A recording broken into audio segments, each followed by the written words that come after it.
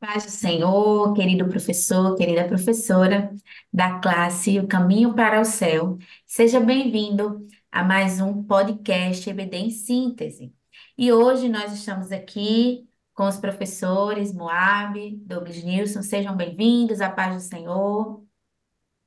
Pai do Senhor, professora Manuela, Pai do Senhor, professor Moab, e a você, professor que nos acompanha através desse podcast. A paz do Senhor, professora Manu, professor Lulenilson, é um prazer enorme estar de volta com vocês, que o Senhor possa falar aos corações por nossas vidas nesse momento. Amém. Então, professor, chegamos à lição de número 10. E quantos aprendizados, quantas oportunidades Deus tem nos dado diante desta lição, de estar anunciando, trazendo a mensagem da cruz. E hoje não é diferente, com a lição de número 10, a gente vai falar o que significa aceitar a Jesus. Então, professor Moab, o que que significa aceitar a Jesus para você? Aceitar a Jesus é receber a Cristo como Senhor e Salvador. Ele quem salva, ele é ele é soberano sobre tudo e sobre todos. Então, quando eu aceito, eu o recebo como o Senhor da minha vida e Salvador. Amém. E para você, professor Douglas Nilson, o que que significa aceitar a Jesus? Eu vou falar o que significa não aceitar, porque o professor Moab ele já contribuiu de forma resumida e prática o que de fato é o ato de aceitar a Cristo, mas muitas vezes no nosso contexto e principalmente aos alunos dessa classe, eles podem ter informações equivocadas sobre o que é aceitar Jesus, como se fosse um mantra, uma palavra de ordem e seus problemas se resolvem, ou que aceitar a Jesus é algo impositivo. Há aqueles que defendem que nós não devemos fazer um convite porque fica parecendo que nós quem somos os agentes de todo um processo salvífico. E não é nada disso, né? Aceitar a Jesus ela envolve, esse ato envolve reconhecimento da nossa condição de pecador, confissão e também reconhecer que precisamos de um Salvador que possa nos ajudar, porque caminhamos rumo à eternidade debaixo de um fardo de pecados que nos sufoca, nos aprisiona. E entendendo isso, nós precisamos render-nos àquele que é o Salvador eficaz e único, que é Cristo Jesus, para, a partir dele, do seu ato salvífico no Calvário, podermos recebê-lo como nosso Salvador e, consequentemente, o nosso Senhor. E a partir de então ele começa a conduzir nossa vida, nosso novo caminhar em uma jornada de imitação a Cristo e um processo que intitulamos como santificação crescente ou progressiva. Amém. Então, professor, você pode começar a sua aula introduzindo, transformando o título da lição na própria pergunta que já é e fazer esse questionamento aos seus alunos. E aí, eles vão estar justamente apresentando as suas percepções. E ao final das suas considerações, das suas colocações, observações, você vai dizer que ao longo desta lição, vocês irão estudar biblicamente o que significa aceitar a Jesus. E aqui, como algo que você pode estar indo, buscando, né? Você já pode trazer, diante da introdução, o resumo desta lição, que vai falar justamente sobre um Deus que nos ama de tal maneira, né, que entrega o seu Filho por amor de todos nós. E nós, em nossos pecados, né, aí precisamos reconhecer que somos pecadores, que precisamos de um Salvador. né, que ressuscitou. E aqui a gente vai falando todo o plano da salvação, e você pode estar trazendo as passagens bíblicas, né? Você pode trazer aí já os versículos impressos, está entregando aos alunos ou até escritos por você, e conforme você for falando, explicando, pelo menos essa introdução do que é aceitar, a partir dessas respostas dos alunos, então você pode estar fazendo já essa comparação até para, como o professor Douglas Nilson trouxe, né, essa clareza, que justamente há muitas respostas para essa pergunta, mas nós sabemos que a principal delas, né, é que é necessário aceitar, reconhecer Jesus Cristo como Senhor, como Salvador, para assim receber o perdão dos pecados e aí passar a herdar a vida eterna, tá? Então, esse aí seria o resumo da nossa lição de hoje, que vai ter como objetivos essa lição, entender a importância de aceitar a Jesus como seu Senhor e Salvador, lembrar que no ato da aceitação, por meio da fé, os pecados são perdoados e temos a vida eterna com Deus, e por fim, aceitar a Jesus Cristo como Salvador, que é um ponto que sempre essa lição ela tem trazido em sua conclusão, certo? E aqui, entrando no nosso tópico, né, primeiro tópico da lição, é interessante porque antes de entrar no primeiro tópico, o comentarista ele faz um questionamento, né, que é: você já entregou sua vida a Jesus? E aqui, professor, você já tem esse olhar, né? Se você já acompanha essa classe, tem, né? Mesmo que não tenha dado aulas todos os dias, tem intercalado, mas você conhece o perfil, conhece esses que estão assistindo, que provavelmente, até diante do título, né, é uma classe para não evangélicos. Então, aqui você pode estar fazendo essa análise, né, sobre essa pergunta, ou até transformando ela, né? Se às vezes é alguém que está desviado, então você pode estar tendo esse olhar, conhecendo o perfil dos seus alunos, para estar fazendo essa pergunta e introduzindo esse conteúdo também, tá bom? E aqui, descobrindo a verdade. O que significa a expressão aceitar a Jesus? Professor Moab, o que essa lição ela vai trazer sobre essa expressão tão usada? Principalmente, e aqui é interessante, porque justamente é o termo, né, a expressão mais usada ao final de todos os nossos cultos, praticamente. Se alguém justamente ali naquele momento do apelo. Então, o que que a lição nos traz? O que que você tem a nos trazer sobre essa expressão? Isso é uma expressão muito comum, né? Muito conhecida e necessita, de fato, de uma clareza melhor, certo? Eu gostaria de trazer à memória, nesse momento, quando Jesus estava na terra, né, em carne, ele era seguido por uma multidão. E a pergunta que poderia surgir: essa multidão aceitou a Jesus? Ou essa multidão seguia Jesus por conta dos seus milagres? Né?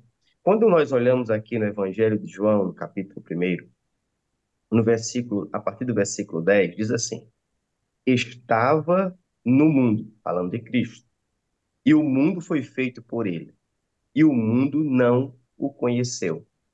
Ele estava no mundo, o mundo foi feito por ele, e o mundo não o conheceu. E reforça essa afirmação no versículo 11: veio para o que era seu, e os seus não o receberam.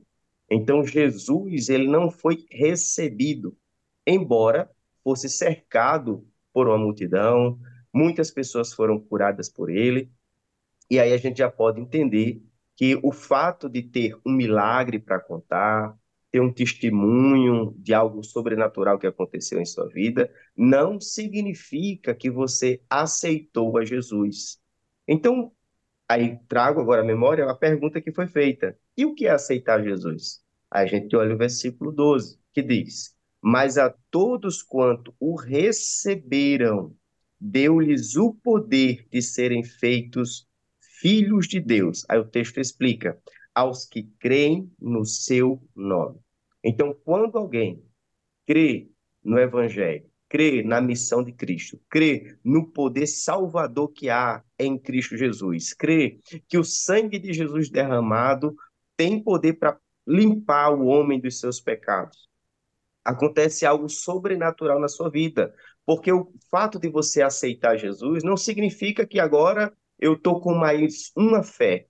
Pelo contrário, o versículo 13 mostra o quão bom e qual é o grande benefício disso. Versículo 13 diz: os quais não nasceram do sangue, nem da vontade da carne, nem da vontade do varão, mas de Deus. Então, aceitar Jesus é tornar-se filho de Deus, pela vontade de Deus, por um único caminho, que é recebendo Jesus como seu único, suficiente Salvador. E Moab, dentro dessa sua fala, a gente, e considerando o público que nós estamos diante, podemos também fazer um retorno, porque muitas pessoas podem achar que aceitar a Cristo está vinculado a um contexto religioso. Então, muitas vezes as pessoas confundem aceitar a Cristo como ter Cristo, porque várias pessoas podem dizer e dizem, eu já tenho Cristo. Ou outras pessoas podem dizer assim, eu já conheço Jesus. Ou outras podem dizer assim, eu não preciso ser crente para, não preciso ir para a sua igreja para ir para o céu. Então, cada uma dessas pessoas, no coração, muitas vezes, e até de forma sincera, elas acham que tem Cristo. Elas fazem suas preces, muitas vezes dirigidas a Cristo, elas podem é, buscar viver uma vida de cumprimento de mandamentos, achando que está fazendo para Cristo, mas tudo isso vai na continuidade do texto lá que você leu no capítulo 2. O cerne de aceitar a Cristo é entender que não são as nossas obras, não é o que eu faço, não é o quão bom filho, esposo, trabalhador eu sou, que vai fazer Deus dizer assim: olha, olhei para Moab e vi que ele tem futuro, vou trazer ele para perto. Mas o ponto de partida é o reconhecimento e entender que é graça. Jesus não precisaria fazer nada disso e ele fez por amor, por bondade, por misericórdia. E o nosso ato é simplesmente aceitar, reconhecer pela fé que isso é verdade, que o que a Bíblia está dizendo é verdade, que se nós não nos rendermos a Cristo, há uma eternidade sem Ele, de dor, de sofrimento sem cessar. E rendendo-nos a Ele, há uma reconciliação e uma nova vida que é expresso por atos internos que vai ser revelado, refletido por ações externas. Amém. E para fechar esse primeiro tópico, professor, você pode estar finalizando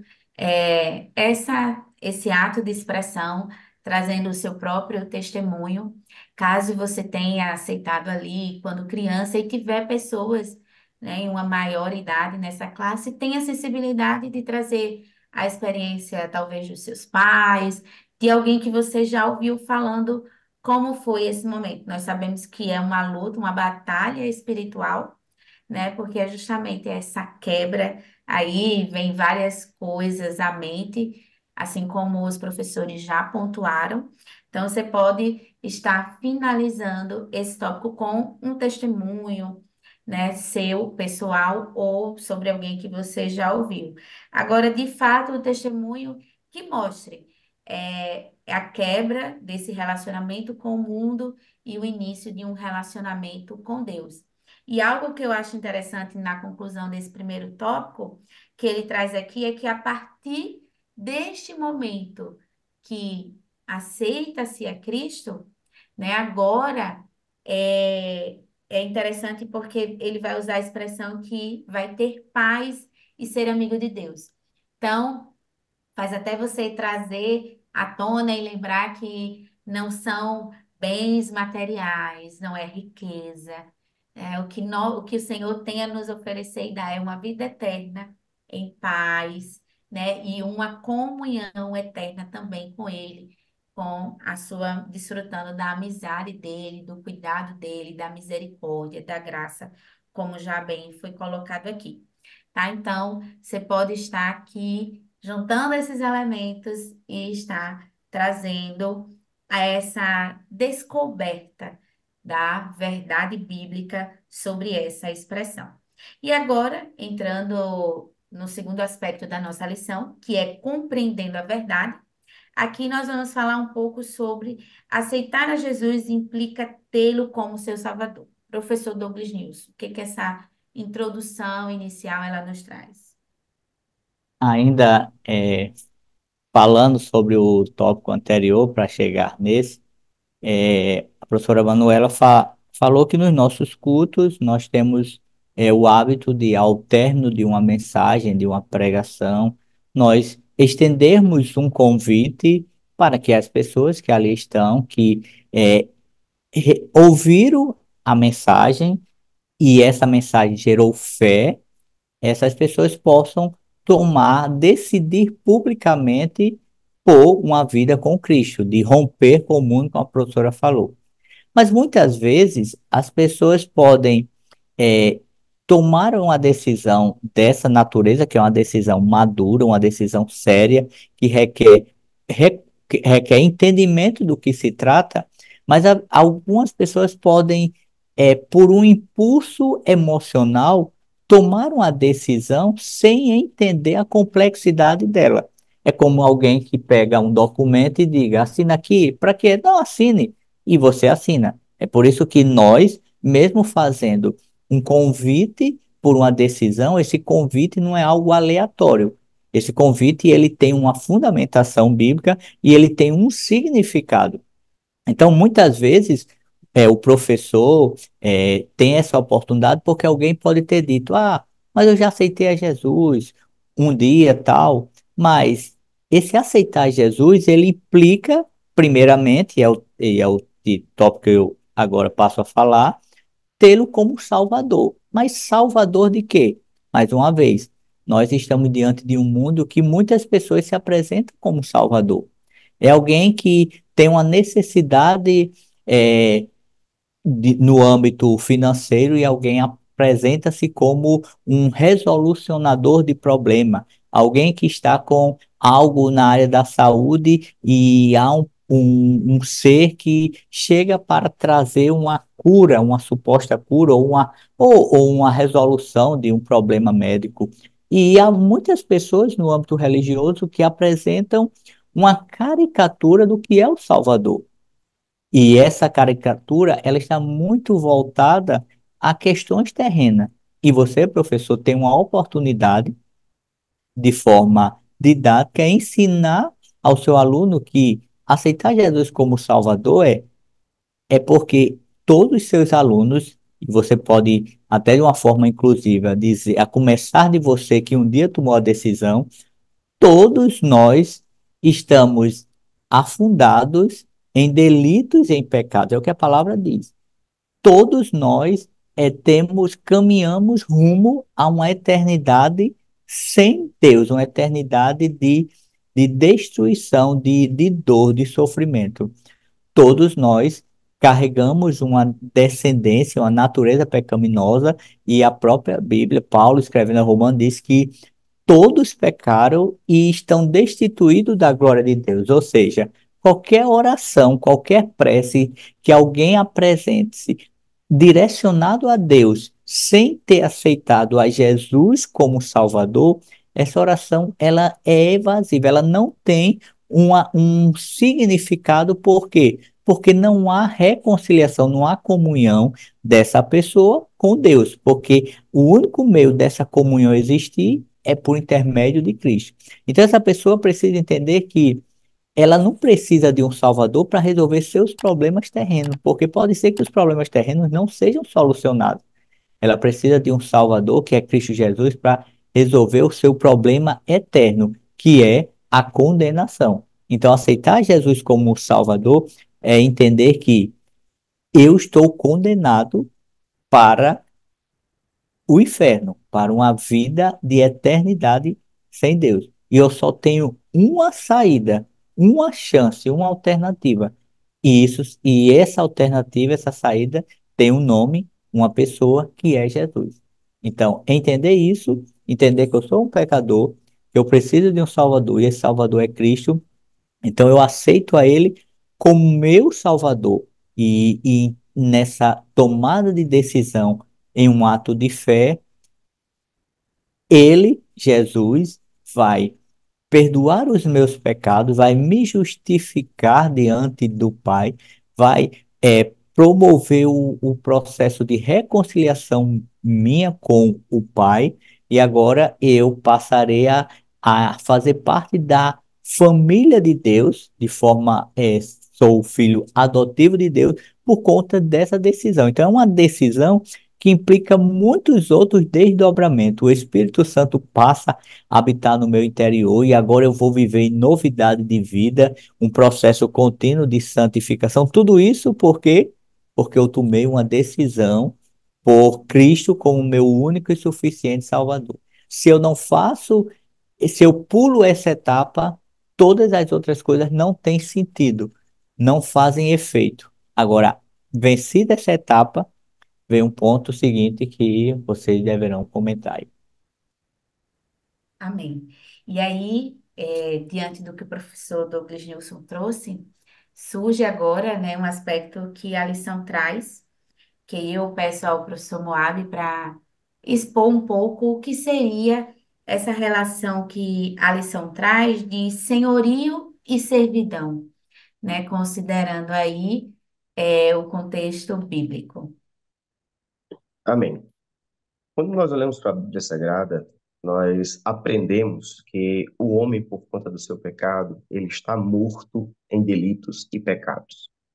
Então, como é que ele está morto em delitos e pecados se, na verdade, você vê as pessoas caminhando normalmente, se alimentando, em suas rotinas normais, mas a Bíblia o coloca como mortos em delitos e pecados. Mortos em delitos e pecados, por quê? Porque agora essas pessoas estão seguindo seus próprios caminhos, suas próprias vontades, seus próprios desejos. É isso que nós encontramos aqui na Epístola de Paulo aos Efésios, capítulo 2. E vos vivificou, estando vós mortos em ofensas e pecados. E quando ele fala para a igreja, ele diz: e em que noutro tempo andastes, segundo o curso deste mundo, segundo o príncipe das potestades do ar, do espírito que agora opera nos filhos da desobediência. Então, alguém que está distante de Cristo, ele é servo, ele é escravo, mas ele é escravo do diabo, ele serve ao príncipe deste século. E Jesus vem ao mundo para libertar o homem dessas amarras, libertar o homem dessa condenação. É por isso até que Jesus diz: vinde a mim, todos vós, que estáis cansados e sobrecarregados, porque eu vos aliviarei. O homem não consegue libertação com seus méritos, com seu esforço, com sua luta pessoal. Por quê? Porque ele está morto em delitos e pecados. Em Atos, capítulo 4, versículo 12, diz assim: em nenhum outro há salvação, porque também debaixo do céu nenhum outro nome há dado entre os homens pelo qual devamos ser salvos. Então, nós começamos a entender que o homem precisa de alguém maior, mais forte, que possa libertá-lo, dar-lhe nova vida. Então, quando nós olhamos lá no Evangelho de João, capítulo 3, uma conversa que Jesus estava tendo com Nicodemos, por sinal, olha o que diz no versículo 16, e um versículo bem conhecido. Ele diz: porque Deus amou o mundo de tal maneira, Jesus dizendo, que deu o seu Filho unigênito, para que todo aquele que nele crê não pereça, mas tenha a vida eterna. Versículo 17. Porque Deus enviou seu Filho ao mundo não para que condenasse o mundo. E muitas pessoas param por aí. Diz, Jesus não condena. Aí, mas se a gente continuar lendo o versículo, diz: mas para que o mundo fosse salvo por ele. O mundo que estava aprisionado, o mundo que estava oprimido, o mundo que está nas correntes do inferno, né? É tanto que a igreja ela é levantada como um instrumento de Deus de libertação. Ele diz: as portas do inferno não prevalecerão. Por quê? Porque a igreja caminha nessa libertação, agindo em nome de Cristo. E a salvação é só por meio de Cristo. E olha o que diz aqui no versículo 18, versículo 17. Porque Deus enviou seu Filho ao mundo não para que condenasse o mundo, mas para que o mundo fosse salvo por ele. Versículo 18. Quem crê nele não é condenado, mas quem não crê já está condenado. Então, todo aquele que não entrega sua vida a Cristo, ele é escravo do diabo, está abaixo do jugo do pecado e ele está condenado. Jesus não veio condenar ninguém, ele veio salvar. E a partir do momento que nossa vida é entregue a Cristo, ele passa a ser o nosso Senhor. E nós agora passamos a obedecê-lo, a amá-lo, porque ele é um Senhor perfeito. Eu acho interessante quando a gente fala de Senhor, as pessoas geralmente trazem à memória esse senhorio humano, esse senhorio humilhante, esse senhorio que, que você se sente cada vez menor e desprezado. O senhorio de Cristo é diferente. O senhorio de Cristo é um senhorio de amor. Então, ele se importa, ele entrega a si mesmo para que o seu sangue purifique o pecado. Então, não tem nada mais saudável para o ser humano é estar abaixo de Cristo, submisso a Ele, porque Ele é a nossa saúde e a nossa paz. E um exemplo que você pode estar dando, professor, dentro dessa fala, né, que o professor Moab traz para a gente, é o que nós vemos no Êxodo, né? Na verdade, quando ali o Senhor levanta Moisés para libertar aquele povo que estava sofrendo na escravidão do Egito, e aí, naquele momento do deserto, eles passam ali, né, a ser um povo escolhido, e a gente vai vendo ali todo o cuidado do Senhor para com eles. Então, é de Exatamente. fato, né, assim, ao mesmo tempo que somos libertos por Cristo, agora nós também somos escravos dele, né? Então, é mais nesse sentido. E aí, aqui é uma atenção, uma observação, porque você precisa pensar na maturidade dessas pessoas que vão ouvir. Né? Porque a gente sabe que essa compreensão eles não têm, ainda não está liberto, né? Ainda não tiveram aí os olhos talvez, né, estão aí no processo de desvendar aí os olhos espirituais para compreenderem essa relação, para compreenderem esses termos. Porque, como o professor Moab bem colocou, normalmente esse título, né, de escravidão sempre é colocado de uma forma mais pejorativa. Então, principalmente em nossa sociedade, diante de todo o contexto cultural e social que toda a sociedade ela foi construída. Então, é por isso que é importante ver para até a aula não tomar um outro rumo, né? E aí você acabar perdendo o foco e a ênfase do texto que é libertos por Cristo, mas aí escravos no sentido de ali como alguém que em gratidão, né, entrega justamente a sua vida por completo a Ele. E agora, para finalizar o nosso tópico, a nossa aula, a gente vai falar sobre como aplicar essas verdades, né? E aqui, aceitar a Jesus garante o perdão de nossos pecados. Professor Douglas Nilson, o que que esse tópico, em resumo, ele nos traz? Estamos diante de uma palavra que ela tem, assim como todos outros termos que aqui falamos, ela tem significados distorcidos, que é a palavra perdão. Nós muito ouvimos falar de perdão, de pessoas que dizem que se perdoam, auto-perdão, ou até pessoas que dizem, tendo uma imagem distorcida de Deus, vivendo alguma adversidade elevada, equivocadamente a perdoar a Deus, porque Deus não fez por ela o que ela esperava que se fizesse. Ou então, perdão, nós às vezes confundimos com a palavra desculpa. Só que a palavra desculpa, ela não tem a mesma conotação de perdão. Desculpa é assim, eu não assumo que eu pequei. Eu assumo que foi uma falha e talvez Moabe também. Então, desculpa, deixa para lá, vamos ficar em paz e tá tudo bem. Tudo isso falo para vir ao cerne da questão que é o perdão, aceitar o perdão de Jesus, porque nós somos, por natureza, muitas vezes, egocêntricos e orgulhosos. Então, aceitar que eu tenho pecados para me render a um Salvador para que ele perdoe meus pecados, quando eu olho para a minha vida e eu acho que eu não sou tão pecador assim, porque eu tenho um parâmetro, e o parâmetro é sempre o outro. Então eu olho se do meu lado tem alguém que é, é, é um pecador assumido, faz muitas coisas erradas. E todo mundo vê, toda a sociedade reprova, e quando olho para mim, isso não acontece. Às vezes nós assumimos a mesma condição do que aquele jovem que chega diante de Jesus e diz: o que é que eu devo fazer para alcançar a vida eterna?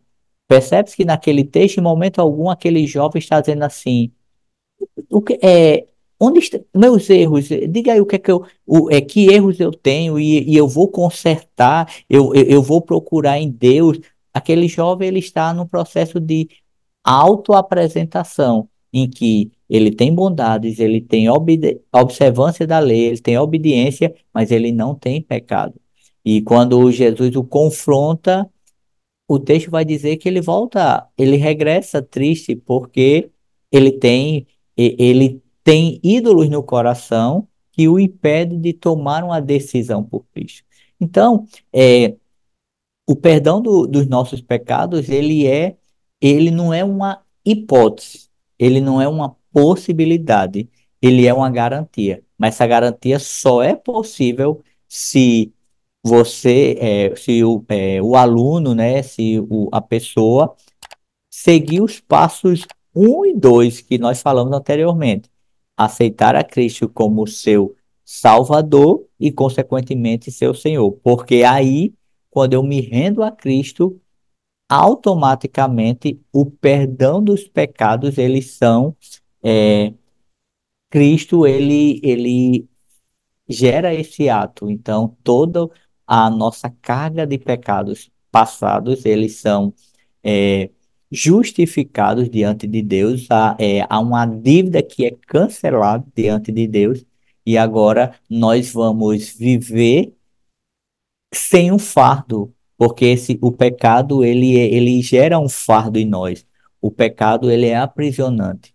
Então, aceitar a Jesus e saber que uma dívida impagável foi perdoada de maneira graciosa, isso gera esperança, isso gera motivação, isso gera alegria, porque imagina, você, professor, se tem uma dívida e espera chegar o dia do pagamento para você pagar, e se por algum motivo faltou recurso para pagar essa dívida, você fica desesperado. Agora imagina se você tem uma dívida que cada dia essa dívida só faz aumentar e você não tem a menor possibilidade de pagar. E chegar alguém e dizer, pago essa dívida está zerada. Como você não ficaria? Agora imagine que foi isso que Cristo fez por nós. E ele pagou essa dívida, e essa dívida ela está paga a todo aquele que reconhecer que é pecador, precisa de um Salvador, o Salvador é ele, e, e rendendo-se a ele, ele passa a ser Salvador, Senhor, e toda uma carga de pecado passado é perdoada, como também nós agora reconciliados com o Pai. Cada dia nós pecamos. Nós não deixamos de ser pecadores, apenas nós agora não estamos do lado dos que amam o pecado. Então, cada dia nós temos a liberdade, a abertura, o acesso o trono da graça para reconhecer que pecamos e pedir perdão e saber que Deus, ele não vai olhar para nós com uma ira, com um ato punitivo, mas como Pai, ele vai nos corrigir, ele vai tratar, mas há perdão disponível continuamente a todo aquele que crê e aquele que se rende. Por isso que um João 9, para encerrar, que é uma palavra voltada para aquele que já entendeu a dinâmica do perdão, da salvação. João 9 João 9, o escritor vai dizer que se confessarmos os nossos pecados, ele é fiel e justo para nos perdoar os pecados e nos purificar de toda injustiça. Isso é para aquele que lá atrás já rendeu-se a Cristo, já tem a Cristo como Senhor e Salvador, mas ainda pecador, precisa estar sempre chegando diante do Pai para, no nome de Cristo, ter a absolvição ou ter o perdão dos pecados cometidos diariamente. Amém. E agora, né, que aceitamos a Cristo, temos garantido esse perdão dos nossos pecados, nós agora temos uma esperança. E que esperança é essa, professor Moab? Quando nós lemos na carta de Paulo aos Romanos, capítulo 5, a partir do versículo 8, diz: Mas Deus prova o seu amor para conosco, em que Cristo morreu por nós, sendo nós ainda pecadores. Logo, muito mais agora, sendo justificados pelo seu sangue, seremos salvos da ira. Porque se nós, sendo inimigos, fomos reconciliados com Deus pela morte de seu filho, muito mais estando já reconciliados, seremos salvos pela sua vida. E ele diz no versículo 11: E não somente isto, mas também nos gloriamos em Deus nosso Senhor Jesus Cristo, pelo qual agora alcançamos a reconciliação. Aqueles que entregaram sua vida a Cristo, aqueles que receberam a Cristo como seu único e suficiente Salvador, eles agora têm a esperança de estarem com Cristo eternamente. Essa é a nossa esperança. Nós estamos aqui nessa terra anunciando como igreja o Evangelho de Cristo, mas logo, logo Jesus irá voltar. E quando ele voltar, nós que o aceitamos como Salvador, se estivermos vivos, seremos transformados. E se mortos, ressuscitaremos e estaremos com Cristo eternamente. Aquele que está em Cristo, ele não diz, seja o que Deus quiser, ou como se fosse algo incerto. Não. Quem está em Cristo, ele tem certeza de eternidade com Deus. Quem está em Cristo sabe que essa terra é passageira. Quem está em Cristo sabe que há um dia em que todos estarão diante de Deus prestando conta de suas vidas. Mas quem o aceitou como seu Salvador estão tranquilos, porque o sangue de Jesus nos purificou de nossos pecados. Nós entendemos que o amor de Deus nos alcançou. E a maior prova de que Deus nos amou é olhar para Cristo. Através de Cristo, eu novamente posso ter comunhão com Deus. Através de Cristo, eu posso orar, conversar, como foi já falado pelo professor do Glenilson. Eu posso orar, conversar com Deus. Eu posso viver essa comunhão sem ter medo da morte. Nós não temos medo da morte, porque isso já está resolvido. Então, aceite a Cristo. Essa é a mensagem que a igreja anuncia. Aceite a Cristo. Receba. Não que Cristo precisa de nós, mas é nós que precisamos de Cristo. E como foi apresentada aqui a comparação da dívida, como é bom, não é? Você chegar cheio de dívida e essa dívida aumentando, e por sinal, embora a gente comente como dívida, o que o homem tem por conta do pecado é uma condenação. Então, você com essa condenação, você não sabe como resolver, não tem poder para resolver, e Deus chega e diz: Olha, a solução está aqui. Receba Cristo como seu Salvador e eternamente estaremos com Cristo. Essa é a nossa esperança, essa é a nossa alegria para todo sempre. Amém. Como desfecho da nossa aula, é, apresentada aqui, né, cada um dos tópicos. Então, você pode agora deixar em aberto, né, para os seus alunos. comentarem sobre o que pensam a respeito dessa decisão e se desejam tomar esta decisão. Deixe o convite aberto para eles, como a lição nos orienta, né? Termine com uma oração e que o Espírito Santo possa agir no coração de cada um deles, né? De modo que eles venham reconhecer essas verdades, guardarem em seu coração e assim reconhecerem a necessidade de um Salvador.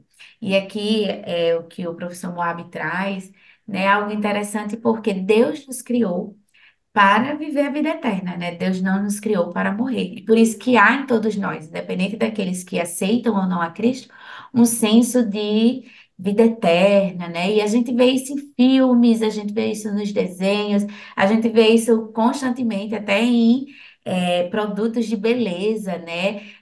Falando sobre rejuvenescer, né? Então, por quê? Porque há em nós esse senso de vida eterna. Imagine você e deixe essa mensagem para os seus alunos, colocando a eles que eles irão, né, viver eternamente com o Senhor em paz, né, em gozo, em alegria e ali sempre cantando e dizendo o quanto o Senhor é santo, né, como ato de gratidão por aquilo que ele já fez por nós ali na cruz. Então, deixe essa mensagem aos seus alunos e esteja aberto também para o final da aula tirar dúvidas que surjam, né, e sejam algo, tem algo polêmico ou que necessite de um esclarecimento mais individual.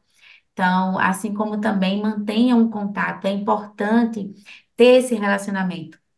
Principalmente a construção desse relacionamento, né, desses laços, desse vínculo, porque ele está associado à missão que o Senhor nos deixou, que é justamente estar anunciando a sua mensagem, principalmente a esses que ainda não o conhecem.